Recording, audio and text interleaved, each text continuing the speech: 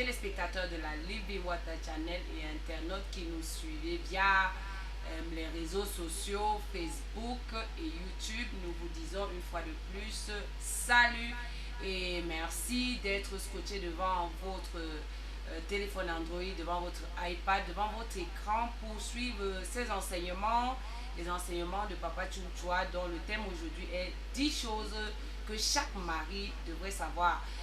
Papa, avant de conclure, va résumer pour ceux-là qui n'étaient pas au pas des 15 heures avec nous pour ce qui est de comment comprendre son épouse. Que veut dire comprendre son épouse? Il va résumer et il va conclure. Papa, nous sommes suspendus à vos lèvres. 10 choses que chaque mari devrait savoir. Nous disons la première, c'est que l'homme doit essayer de comprendre sa femme et il s'agit pour lui de comprendre sa nature et ses vrais besoins. La deuxième des choses, c'est qu'il faut avoir beaucoup d'égards. Et beaucoup de gars parlent de l'attention et de la considération que l'homme doit avoir pour sa femme. Parce que ignorer ce qui se passe dans l'âme de votre épouse pourrait vous conduire à l'échec dans votre foyer conjugal. Le troisième point, c'était de savoir si si l'homme sera capable de donner à la femme ce que Dieu attend de lui. Nous avons répondu par oui, parce que Dieu ne nous demande pas ce qu'il ne nous a pas donné. La capacité en l'homme pour prendre bon soin de sa femme. La quatrième question, c'était la nature fragile et délicate de la femme. Cette nature fragile et délicate ne signifie pas qu'elle est moralement et spirituellement inférieure. Elle est faible sur le plan physique et émotionnel. La femme dépend de son mari pour être secourue et protégée. C'est cela que nous devons comprendre. Nous disons que bien que Dieu l'a créé pour attendre, pour que ses besoins soient attendus de l'homme, comme nous dit Genèse 3, verset 16, et ceci n'annule en rien la vertu que l'homme attend de sa femme, parce que nous avons la femme vertueuse dans la Bible. Au point 5, l'homme doit comprendre qu'à la délicatesse physique de la femme s'ajoute la fragilité émotionnelle qui l'oblige souvent à lutter contre des soudains changements d'humeur inexplicables dus aux fonctions hormonales de la femme, dus à ses fonctions hormonales. Désirez donc ardemment l'affection du mari. La femme désire vraiment l'affection de son mari. C'est un besoin très profond chez la femme. C'est pourquoi la Bible dit « Aimez vos femmes ». La femme au plus profond de son être s'attend à ce que son mari pourvoie à ce besoin d'amour. Nous continuons en disant que qu'est-ce qu'il en est des femmes célibataires? Nous avons dit le Seigneur pourvoira, n'est-ce pas, à leurs besoins. Nous continuons en disant que que c'est le mari. Dieu a prévu que c'est le mari qui doit pourvoir aux besoins de sa femme. Et comment va-t-il s'y prendre? La réponse, c'est que c'est l'amour. La première responsabilité du mari dans le mariage chrétien est donc d'aimer sa femme. C'est pourquoi 3 passages bibliques nous y interpellent. Ephésiens 5, 25, Colossiens 3, 19, Ephésiens 5, 28. Et nous disons, celui qui aime sa femme s'aime lui-même. Et nous disons que là, il y a 2 sortes d'amour. L'amour désintéressé et l'amour égoïste. Il y a des gens qui, n'est-ce pas, sont très romantiques, surtout les hommes, très romantiques avec leurs femmes, et simplement parce que on veut d'elles quelque chose. Mais dès qu'on n'en a pas besoin, on ne regarde pas. Mais on est romantique étant égoïste. Tout pour moi, rien pour elle. Et mes parents, jamais ses parents. Et tout ça, moi je dis, c'est pas une bonne chose. L'homme devrait savoir que il doit exercer l'amour désintéressé à l'égard de sa femme. Nous disons bien, l'homme qui aime sa femme s'aime lui-même. Alors, nous avons parlé de 3 versets qui parlent de l'amour. Cet amour recherche uniquement le bien de celui qu'on aime, quel qu'en soit le prix. C'est ça ce que veut dire l'amour désintéressé. Alors, le mari-chef, nous y sommes maintenant, et nous avons dit que être chef, c'est être le premier responsable et donner l'exemple. C'est la responsabilité du chef de créer une atmosphère d'amour dans laquelle les besoins de la femme soient satisfaits. Et être chef, c'est favoriser un environnement dans lequel l'épouse se sentira libre de s'épanouir. Nous disons ici, la soumission de l'épouse sera alors comme une réponse spontanée à cet amour. Point 10 pour conclure. La femme est donc faite pour répondre à l'amour de son mari. La femme réagit selon ce qu'elle reçoit. C'est important. La femme est faite pour répondre à l'amour de son mari. La femme réagit selon ce qu'elle reçoit. Si elle ne reçoit que critiques, désapprobation, indifférence, manque d'approbation et d'affection, elle réagira par autodéfense en devenant amère, méfiante, froide et querelleuse. La femme frustrée peut devenir alcoolique et même développer des maux qui minent sa santé. Ici, j'insiste, parce que si vous allez chez les neurologues,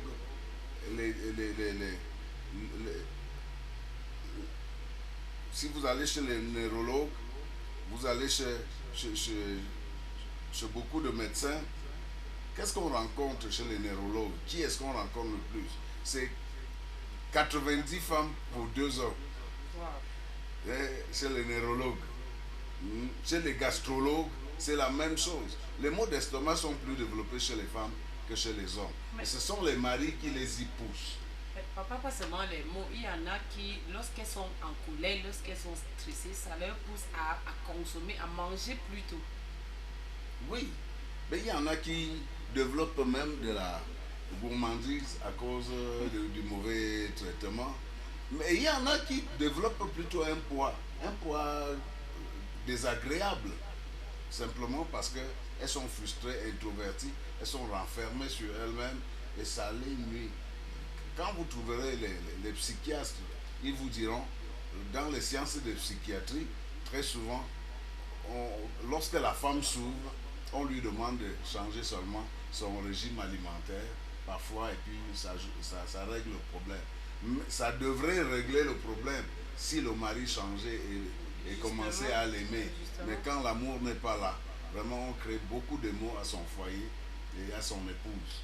Ça, il faudra bien que l'on le sache. Je disais donc, si la femme reçoit de l'amour, elle répondra par l'amour et s'épanouira. Si la femme reçoit de l'amour, elle répondra par l'amour et s'épanouira. Un homme reçoit de sa femme ce qu'il investit en elle. Un homme reçoit de sa femme ce qu'il investit en elle. L'homme ne peut forcer sa femme à l'aimer, mais il peut lui témoigner son amour et se réjouir de celui qu'elle lui donne en retour. Ainsi, un mariage heureux dépend d'abord du mari. Je répète, un mariage heureux dépend d'abord du mari. C'est lui qui, le premier, doit donner l'exemple du véritable amour à l'image de Jésus-Christ. Que le Seigneur vous bénisse. Voilà, chers téléspectateurs et internautes de la Living Water Channel, nous vous remercions d'être scotchés sur cette chaîne. Nous voulons d'abord rendre grâce pour le promoteur de cette chaîne, le pasteur Charlie Kemetia, Et nous voulons dire merci au Seigneur pour l'inspiration qu'il lui donne chaque jour pour pouvoir multiplier des émissions pour vous satisfaire. Et j'ose croire que quelqu'un a été béni, quelqu'un a été guéri pendant l'enseignement de Papa André, pendant lorsqu'il était en train de nous donner ces 10 secrets, comment gérer son épouse. Et ces 10 choses sont importantes pour le couple, pour la réussite de votre foyer. Alors, il ne suffit pas de dire je suis le chef de la famille, la femme devrait faire ci, elle ne devrait pas faire ça. Mais l'homme comme la femme est appelé à, papa tu dis souvent, à combiner les idées, pour la bonne marche de ce foyer. Et les hommes devraient éviter de mettre leurs femmes dans un certain nombre d'attitudes, en colère, frustrées, parce que lorsque vous frustrez votre femme, c'est vous-même que vous frustrez. Parce qu'après, vous vous dites trop fort, trop intelligent, mais lorsque vous êtes dans la chambre, vous êtes mal à l'aise. Pour ceux-là qui ont ce caractère. Et papa était en train d'intimer un ordre là comme quoi ceux-là qui ont l'habitude de le faire devraient arrêter. Et il a dit que en majorité, on trouve des femmes dans des centres hospitaliers chez les neurologues, ceux-là qui attrapent des maladies à cause, suite à la façon dont leurs époux se comportent avec elles. Et la plupart du temps, c'est même à cause de l'amour qu'elle ne reçoit pas de vous. Et l'homme n'a pas besoin de beaucoup avoir pour offrir à sa femme. L'homme n'a pas besoin de beaucoup avoir pour offrir à sa femme. Et l'homme devrait savoir que... Et la femme devrait savoir que tout ce que mon mari devrait pas passer, papa, il y a des femmes aussi qui ne sont pas faciles. Hein. Il y a des femmes qui ne sont pas faciles du tout. Elles se disent, elle va te dire, il m'a apporté un bonbon, le bonbon c'est quoi? Il m'a acheté un chocolat, le chocolat c'est quoi? Le chocolat c'est pour juste te prouver qu'il aime. C'est juste des manières, des petits signes pour que tu te rappelles du jour où il a commencé à te faire la cour, du jour où il a même commencé à t'aborder, pour te dire que ces jours d'avant où on se baladait, on peut encore le faire, mais aujourd'hui c'est pas possible. Voilà juste ce que je peux te rapporter, voilà, pour te faire plaisir, pour égayer ton cœur, pour que tu sois épanoui, pour que tu saches que je n'ai pas oublié nos moments passés. Et j'aimerais que papa élève la voix pour ces époux-là qui ont disposé leur cœur à l'enseignement de cet après-midi pour qu'ils améliorent leur comportement, leur caractère envers leur épouse parce que c'est important. Si votre femme décède demain, vous êtes le gros perdant. Et pour certains, je voyais quelqu'un, papa, il disait, celle-là n'était pas décédée, elle est partie. C'est lorsqu'elle est partie qu'il s'est rendu compte qu'elle était même mieux que celle qu'il a pris par après. Donc, faites attention, vous les maris, faites attention parce que vous êtes Papa André a dit ici une fois que lorsque tu prends la fille d'autrui, rassure, considère que c'est ta soeur parce que ta soeur peut être dans un foyer, être menacée par quelqu'un et toi je suis sûre ça ne va pas te faire plaisir du tout. J'aimerais donc que papa élève la voix pour ces couples là qui ont besoin de soutien et papa André est disponible. Papa André est disponible. Vous pouvez nous appeler via les numéros au bas de l'écran.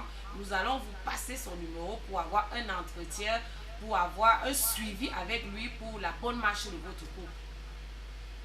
Je voudrais, avant de prier, dire une chose. Et ça, c'est moi. J'ai constaté que la femme est un puits d'or. Ceux qui ne savent pas creuser ce puits en profondeur ne peuvent se contenter que de la latérite et du gravier qui est à la surface. Et personne ne se réjouit du gravier, plutôt de l'or qui est au fond du puits. Alors la femme est un puits d'or. Je voudrais bien prier parce que la Bible dit, et il envoya sa parole et sa parole les guérit. Nous prions que la parole que vous avez écoutée apporte la guérison dans votre foyer. Je prie que le Seigneur vous aide à descendre de votre piédestal pour être humble et reconnaître que vous avez pris un mauvais départ dans votre foyer, mais que tout n'est pas perdu, afin que le Seigneur vous accorde ainsi la grâce, dans votre humilité, à prendre un nouveau départ et à jouir du mariage au lieu de le supporter. Qu'il en soit ainsi pour la gloire de Dieu, au nom de Jésus. Amen.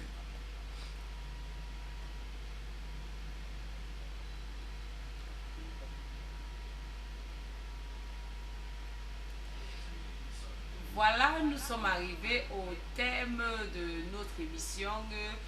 Nous savons que vous avez été bénis et nous l'avons dit tantôt que vous pouvez appeler via les numéros au bas de l'écran pour pouvoir joindre le studio pour que l'on vous donne, l'on vous permette d'avoir un entretien avec Papa Chunchwa. Nous allons clôturer, mais avant de terminer cette émission, nous allons rappeler le thème de mardi prochain à 15h toujours. 7 choses pour montrer, pour prouver mon amour à ma ou à mon. Pour tester. Voilà, 7 tests pour montrer mon amour à mon ou ma conjointe. 7 tests de mon amour. Ah, voilà, 7 tests de mon amour à ma ou mon conjoint. Voilà. C'est important de savoir que celui-ci même, en fait, que mon amour est vrai. Que mon amour est vrai. Et aussi qu'il m'aime en retour, non, papa. C'est test de mon amour. C'est réciproque, papa. Non, j'insiste. C'est test de mon amour pour mon conjoint ou pour ma conjointe. Voilà. Chacun doit tester son amour. Voilà. Chacun devrait tester son amour pour son conjoint ou sa conjointe. Nous sommes arrivés à la fin de notre émission. Nous avons été ravis pour vous qui nous suivez via votre petit écran, via votre téléphone portable, via votre iPad. Nous sommes ravis et nous croyons que vous serez au rendez-vous mardi prochain à 15h pour débattre, pour être enseigné par rapport à ce thème. Les tests, papa, c'est poignant. C'est poignant et nous allons vous dire shalom, rendez-vous à mardi. Bye.